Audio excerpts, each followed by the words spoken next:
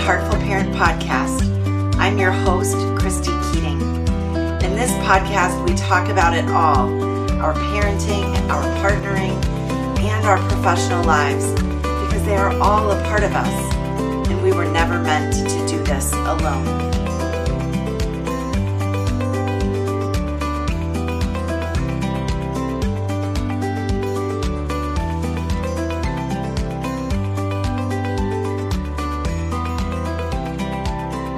Hello, friends. Welcome back to the Heartful Parent Podcast. Do I have a treat in store for you today? You know, as I say in the introduction to the podcast, this really is a podcast where we talk about parenting, partnering, and our professional lives. And today's guest, Teri Schmidt, really brings all three of those pieces together. Teri is passionate about human connection and the leadership potential within each of us. And she loves to develop individuals, teams, and organizations, and has led multiple teams during her 20-plus year career. At JetBlue Airways, she led teams focused on using data to help employees excel on the job. She facilitated professional development workshops and coached leaders and individual contributors. In 2017, she founded Stronger to Serve, a nonprofit dedicated to making it easy for families to connect with needs in their communities while having fun and boosting their physical and emotional well-being. Eager to support working moms who excelled in many of the people skills necessary for success in today's economy, she launched the Moms That Lead podcast in 2020. Through the podcast and associated leadership coaching, she helped women gain clarity, confidence, and connection so that they could share their unique talents in the workplace community and at home. Most recently, though, seeing the disconnection and strong desire for meaning at work, particularly among new leaders, Teri has combined her efforts, launching Stronger to Serve Coaching and Teambuilding. Female leaders hire her to gain the clarity and confidence they need to unleash potential, drive team performance, and make their workplaces and communities more compassionate and just.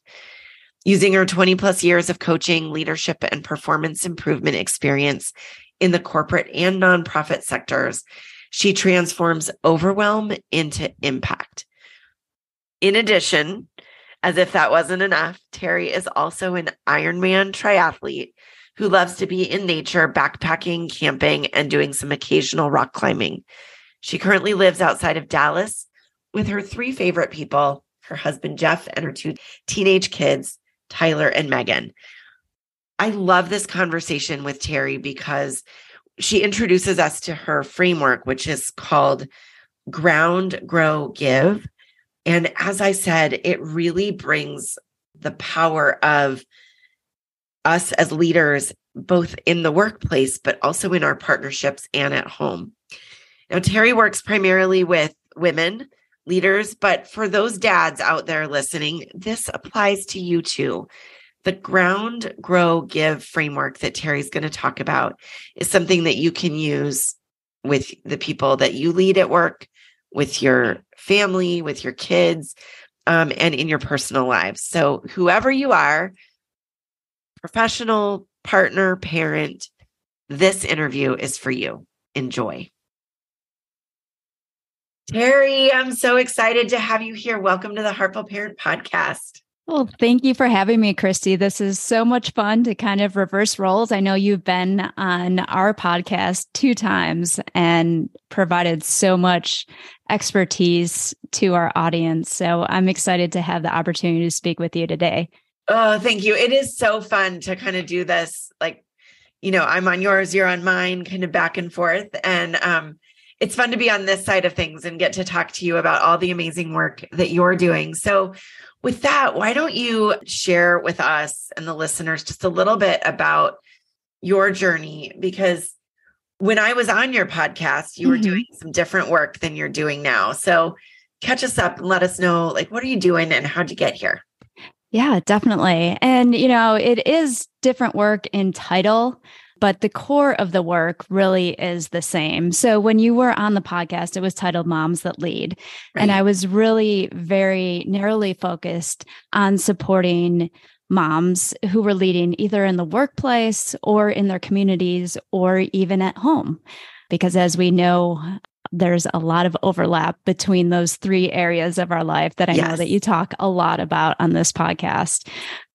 After we hit episode 100, we changed the name to be Strong Leaders Serve, to broaden the focus a little bit, but really still serving women who are in that kind of first half of their leadership journey, particularly in the workplace. So there are a lot of resources and coaching to support people who are further on in their leadership journey. So at the executive level, et cetera. But I see such an opportunity to support particularly women who are either new to leading people or maybe in that kind of mid-level manager role. So that's really what I am doing with my business, Stronger to Serve Coaching and Team Building. And particularly, it's about supporting women who want to make their workplaces more compassionate and just through their leadership.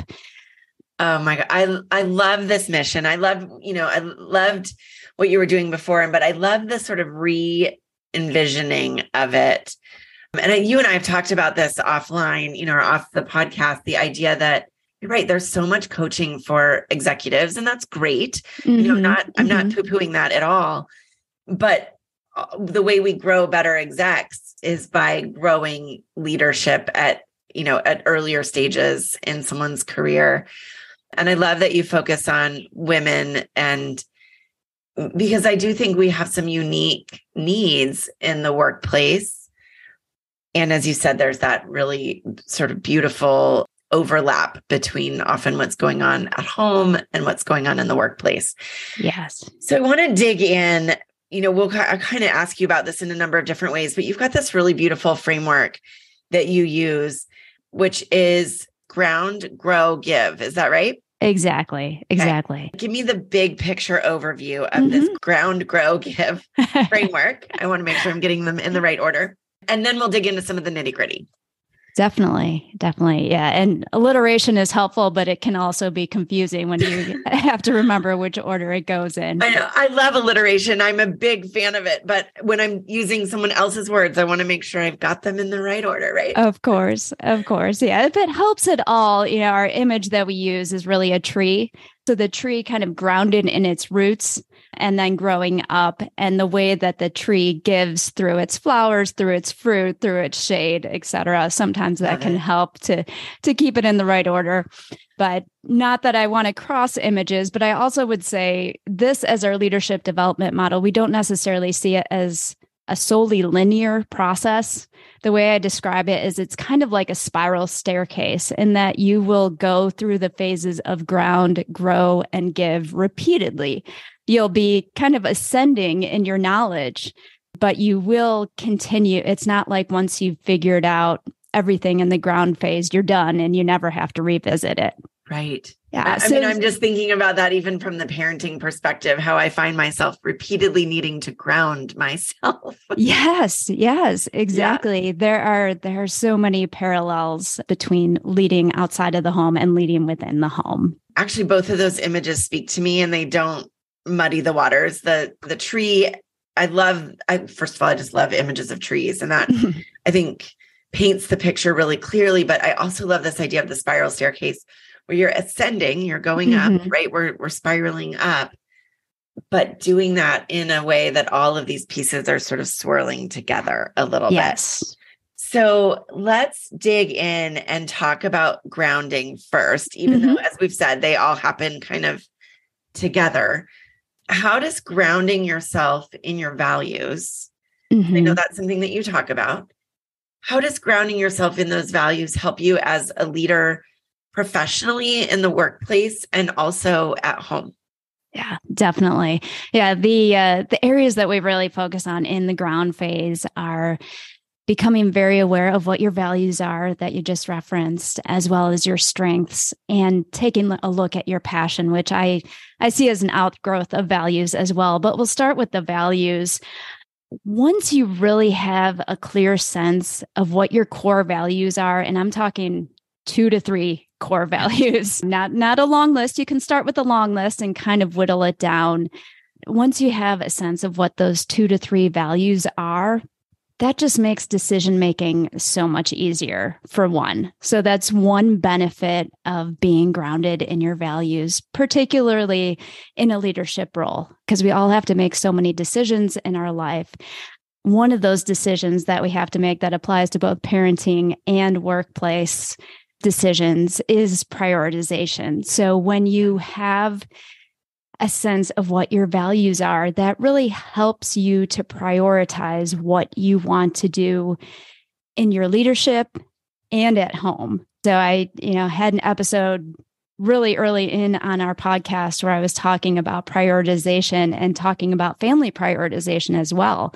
Knowing what your family's values are, what your each individual's values are in the family, and then combine that together kind of for your family values helps you to prioritize what you want to spend your family's time on and what is really serving you, because there are so many, as you know, so many activities that kids can get involved in, so many ways that you can fill up your calendar. And if you don't have some sense of prioritization that is grounded in your values, one, you're going to drive yourself crazy. You're going to be completely burnt out.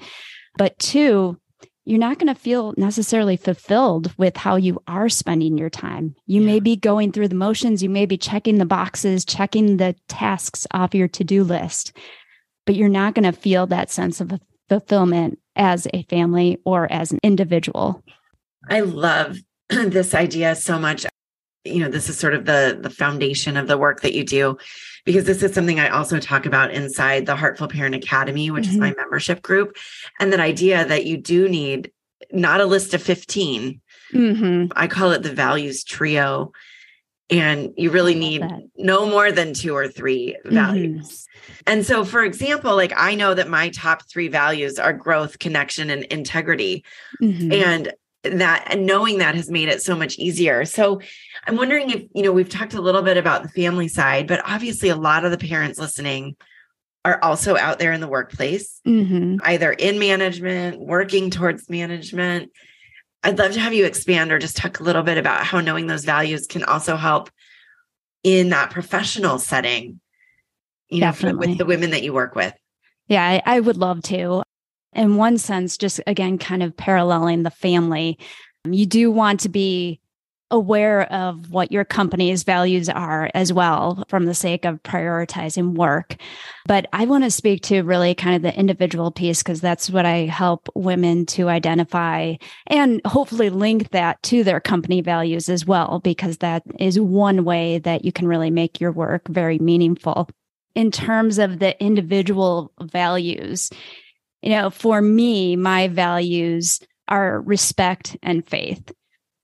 I've really just come to some through some self-discovery, come to some realizations in the recent past about how I have and haven't used those in my professional journey. And, I have kind of a winding professional journey that I would be happy to go into, but I have noticed that there is a through line of my strong belief, and this relates to the respect and the faith in the potential of each human on this planet. So as I look at my various roles that I've had throughout my life, I felt most fulfilled when I was either helping people to discover that potential or taking action to remove barriers to others discovering and realizing that potential. I wish that earlier in my career, I had done some work around identifying what my values are, because I think sometimes I really look for fulfillment simply in the positive feedback of others. Yes. So that would direct my work, that would direct what I was prioritizing, direct, my emotions, how I felt about myself, as opposed to really being honed in on, okay, I'm in this opportunity, I'm in this job right now. What can I do to either help other people realize their potential or remove barriers to them realizing that? And I think if that would have if I would have had a greater awareness of that, I would have felt more fulfilled in each of those roles I have been in. I mean, what an incredible perspective shift, because I think you're right. And I don't think you're unique in the idea that you were prioritizing based on the feedback and the, I mean, I think many of us as women were raised to be pleasers, to seek out that positive feedback. And I'm not saying that positive feedback isn't valuable. Of course. I mean, we all enjoy that, but to shift and say that I'm getting fulfillment, not from what's being given to me, because the flip side of that is when it isn't given, then right, then we don't feel good about what we've been doing, and to ground it in those values and what feels fulfilling. That feels like a huge structural shift to the way that we look at our days and our purpose. Oh, definitely. Definitely. And, I think, again, with my belief in the potential of each human, I kind of see us all as puzzle pieces that fit together for a better future. And when we can have women and leaders that are really focused on their values and how their contribution aligns with the values and prioritizing their time and their energy and their work toward that, then we get closer to building that puzzle as it could be. And I'm thinking, then if you let that slide into your life at home as well, yes, where you're looking at what feels fulfilling and is consistent with your values, instead of that, like being on a hamster wheel and trying to just do all of it. It's a huge, huge shift. So, that as a grounding piece feels, for lack of a better word, groundbreaking. Right. I don't mean to have a play on words there, but like that's really a lovely, for me, just thinking of it that way is a great perspective shift. So then as we think about the spiral staircase and the tree, right, when we talk about being grounded, then what's the next piece, that grow piece? Yeah. So talk about that a little bit. Of course. Yeah. So the grow piece is really about developing as individuals. Particularly, my work is helping women in the workplace. So, what are those skills that are going to help them to realize that potential? And what are those skills that they need to develop in order to help others in their charge or, others that they lead to discover their own potential as well. It's really looking at focusing on your strengths, what patterns of thought, behavior, and action give you the most energy, feel, you can do with the most ease and excellence, and you enjoy the most. What can we do to further enhance those?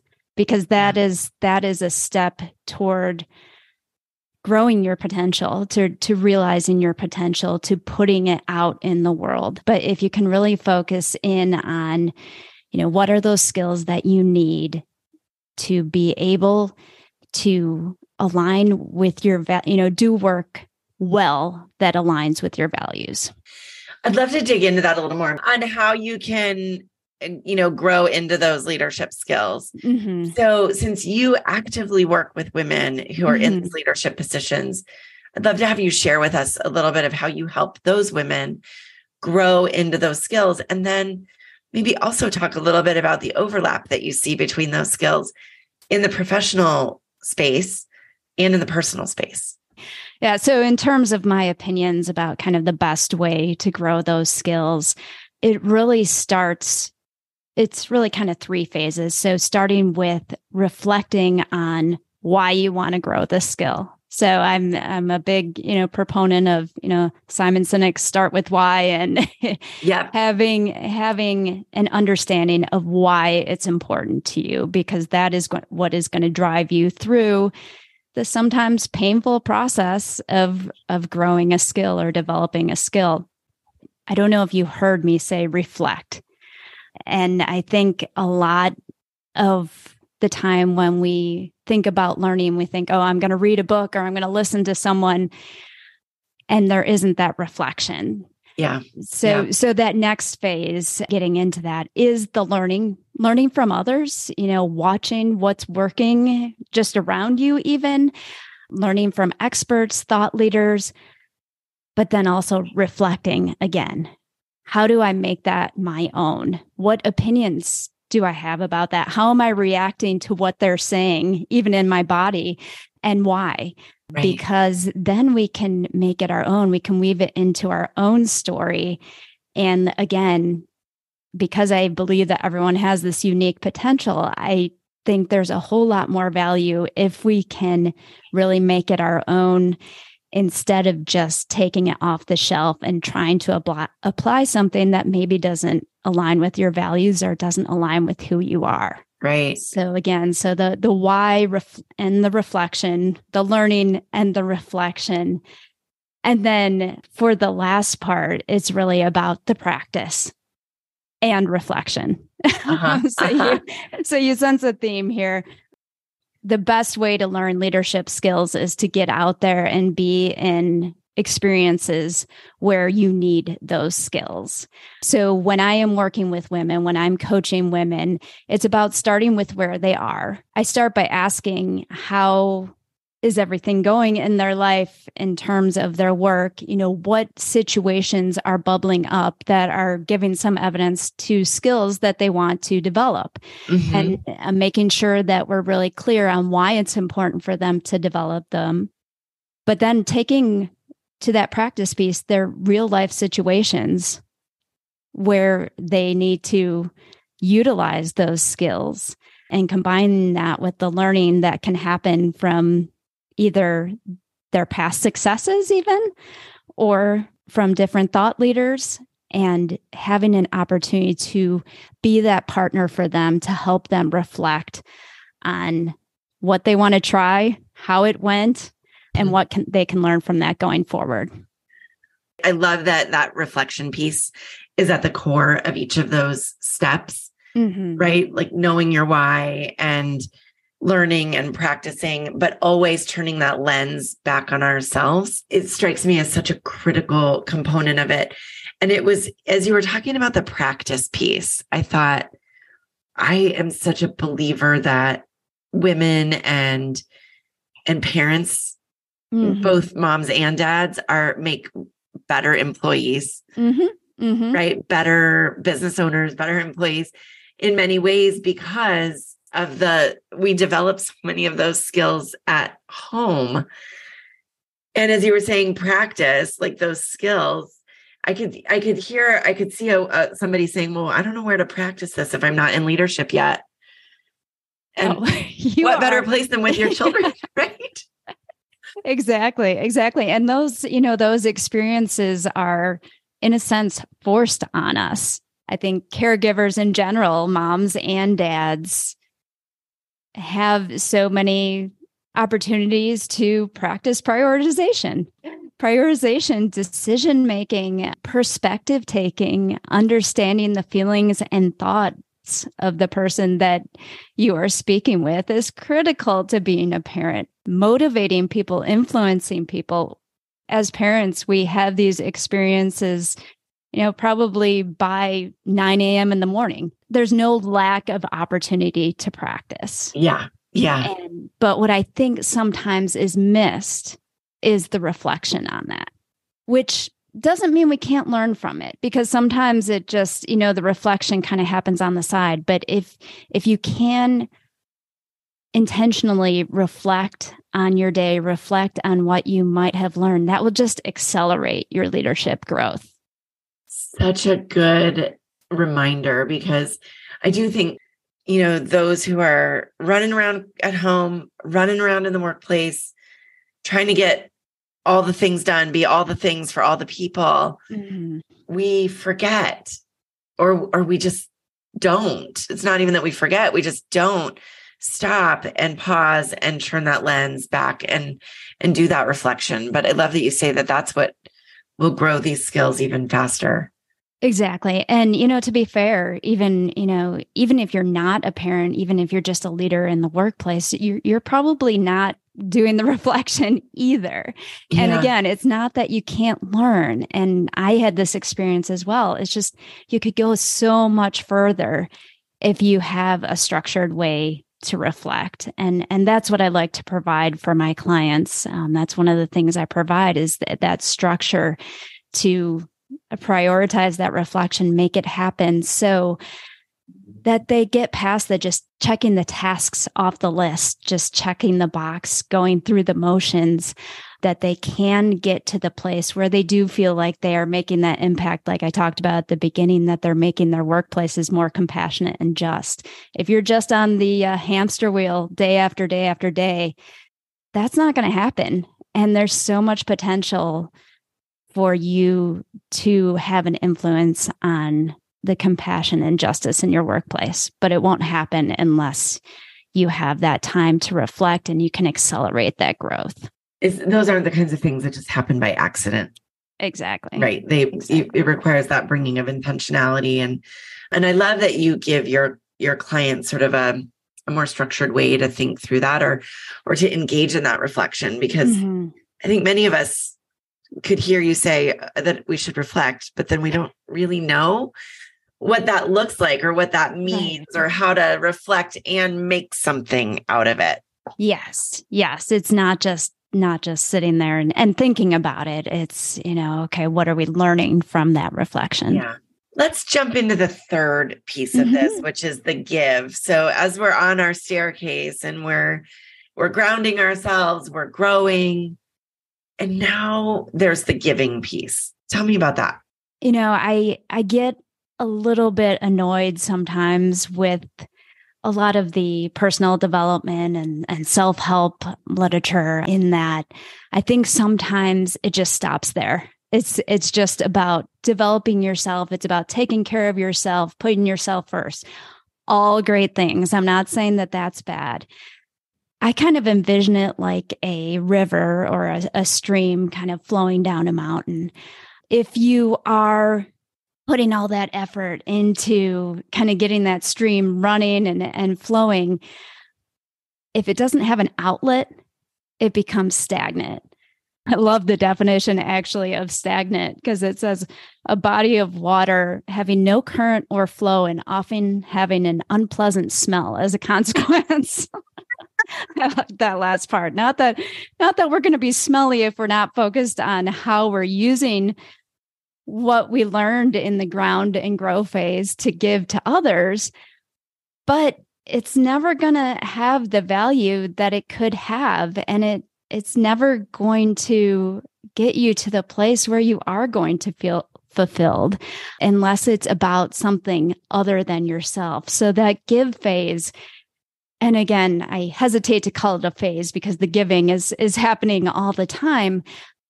But if you take what you learned in aligning yourself and with your values and strengths, and then growing those leadership skills for the purpose of helping others to, in a sense, do the same, there's so much more value there, both for others and for yourself. There's so much research that shows being focused on giving to others helps our well-being. Yeah. And I know, even just a personal kind of silly story. I remember one evening in college, and I was kind of, in a mopey mood and laying on my bed and, upset about how things were going. And my roommate came back. She was on the water skiing club, and she had a serious injury with her knee, and having to help her through that evening instantly snapped me out of the mopiness. And again, that's just a small example, but it's one that sticks in my mind, because I think a lot of times when we do become too focused on just ourselves and not thinking about what we're giving to those around us, we can kind of get in that mopey feeling, and it can have a negative impact on our well-being. I think that is such an important reminder that, you're right, that self-care and growth and learning and all of those things are important. And, I talk about them all the time. I know you do as well. But then what? Right? And then what? And this give piece really is the then what? Yeah. And exactly. I love the imagery of that stagnant pond, which probably everyone listening or almost everyone listening can imagine what that looks like. And yes, somebody could go to the water and dip their toes in or scoop some out, but it's not this active sort of giving process that the flowing river is, as you described. Yeah. We've got a lot of nature imagery going, but I think it's helpful. You can tell I like to spend time in nature. I know. But I think it makes sense to the way our brains work to think about it like that. So as we think about giving, and your story of helping your roommate who had the water skiing injury, I think is, silly maybe, but it also really does paint that picture of how when we are in service of others, it can snap us out of that self-reflection to the point of unhelpfulness. Yes. Right? Yes. So when you're working with leaders, new and emerging leaders, and you're helping them with the give phase, I'm curious how you help them give, but not overgive. Because that can become a risk too, right? Yes. Like I'm thinking of that old book, Shel Silverstein book, The Giving Tree, right? One of my favorites. Yeah. Yes. How do we know how much to give, but not pour ourselves empty, if you will? Yeah, definitely. And I think it all comes back to the ground phase. And that's where the spiral staircase comes in as well, because it is about knowing what our strengths and values are and prioritizing based on that. If you don't have that, if it's just the give, and as working parents in particular, it's very easy to get into just give, and not taking a critical look at what those items on your to-do list are and how they align with your values and strengths. That can be quite dangerous, and it can definitely lead to exhaustion and in some cases even burnout. It is very tied to that ground phase and making sure that the ways in which you're giving are aligned with your values, are aligned with your strengths. Because you know what? There are other people who have other values and other strengths that you don't have. We work together to give, right? So it's about making space for others to give in the way that they were meant to give. So it is just, I hate to keep harping on prioritization, but I know you value it as well. Yes. It is taking a critical look at how you are spending your time, at how you are valuing yourself and what your values and strengths are, and how those two align with each other. And sometimes we have to do some saying no. Oftentimes we have to do some saying no. So good. And, we've talked about this from a parenting perspective and a professional perspective, but it also really applies for those who are listening, who are in partnerships, right? Who are married or parenting with a partner, and the way that we want to ground, grow, and give in that partnership. Like, I think everything you've talked about applies there as well, which I really, really appreciate the overlap. So you've touched on this a little bit, but I'd love to have you kind of maybe hone in on this a little bit. Obviously I work with parents and see the value in getting support in our parenting journey. I'm a big believer, as I think you are, that we were never meant to do this alone. And I think that really is true in the professional space too.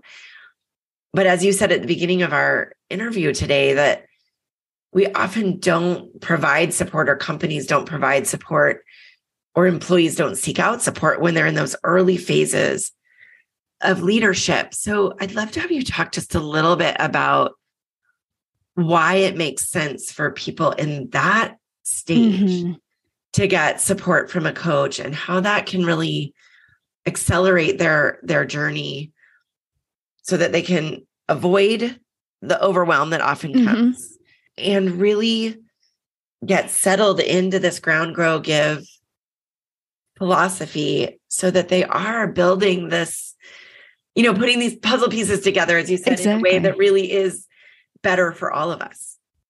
The fact that companies don't invest as much on leaders in those phases, I think is a huge miss. Like you said before, we need those leaders to develop into high-performing executives from a business perspective.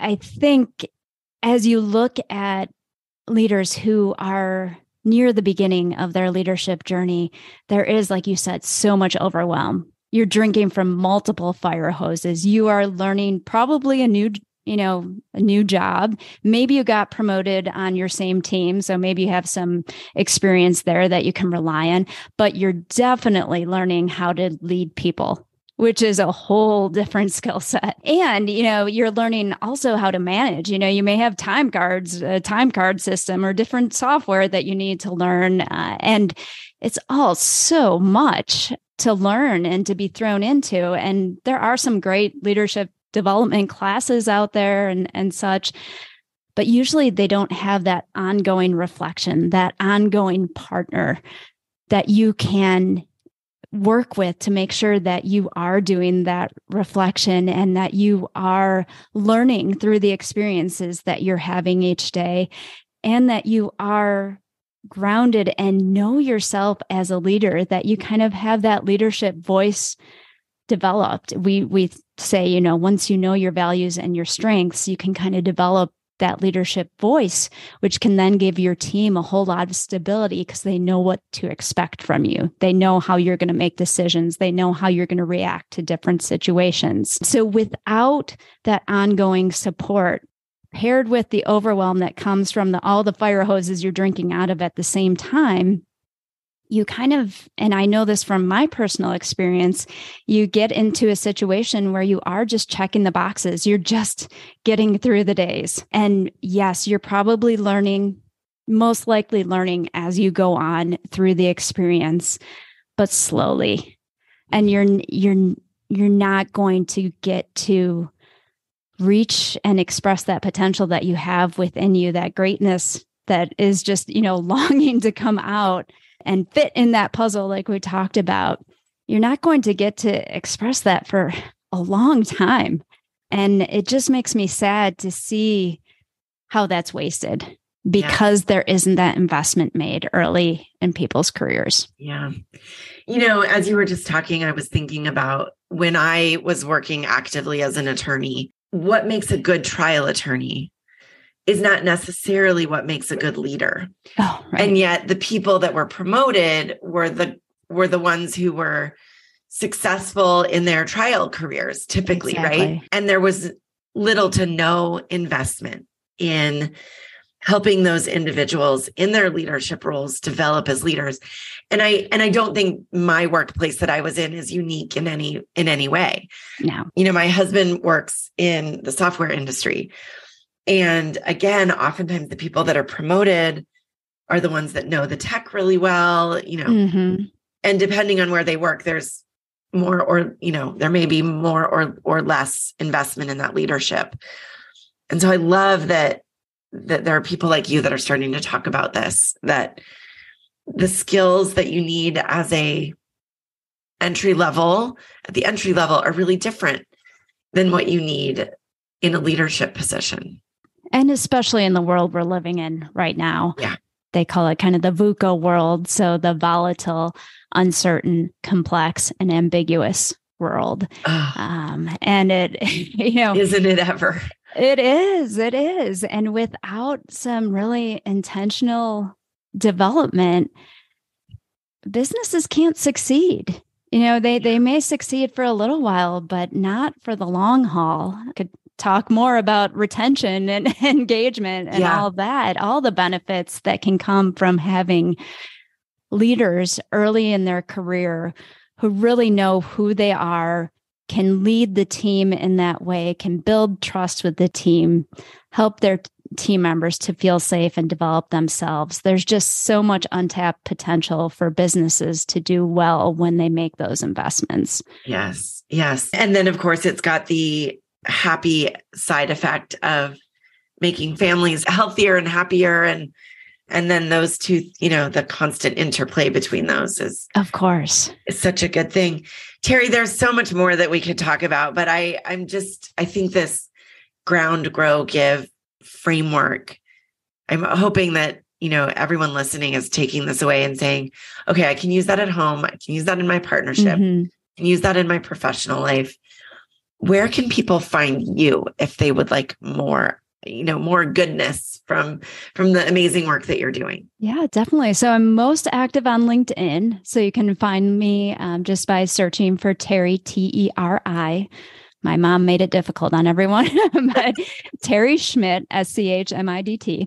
And that's where I would love to have you connect with me. And then I also have a gift that I'd love to give your listeners. And that is a workbook that includes a bunch of our exercises from the ground phase.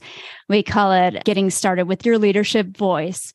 And so if they haven't done much work or would like to revisit the work that they've done with regards to identifying their strengths, values, and passion, there's some really easy to use worksheets that they can use to get started with that. And they can find that. It's just at bit.ly.com, and we did Heartful Parent Ground. Love it. And we'll make sure that that's also in the show notes for everyone. I'm going to get myself a copy of that. It sounds amazing. And I'm so grateful to you for offering that to all of our listeners.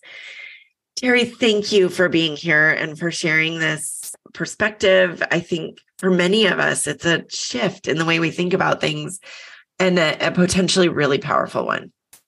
Well, excellent. I enjoyed our conversation, and I hope that it's of benefit to your listeners. Thank you. Thank you to everyone for joining me for this episode of the Heartful Parent Podcast. I hope you got as much out of my conversation with Teri Schmidt as I did. I just love her ground, grow, give framework and what it brings and can lend to us as, personally, as parents, as partners, and of course, in the professional arena. I think it really is a lovely way of thinking about how we are showing up in the world as leaders. Make sure to follow Teri on LinkedIn, download her free workbook, and I'd so appreciate if you would just take a few minutes, drop your thoughts about the podcast. I love getting 5-star reviews. So appreciative to those of you who are helping get the word out there. So like and follow, subscribe, and drop those reviews, and I will see you next week. Take care.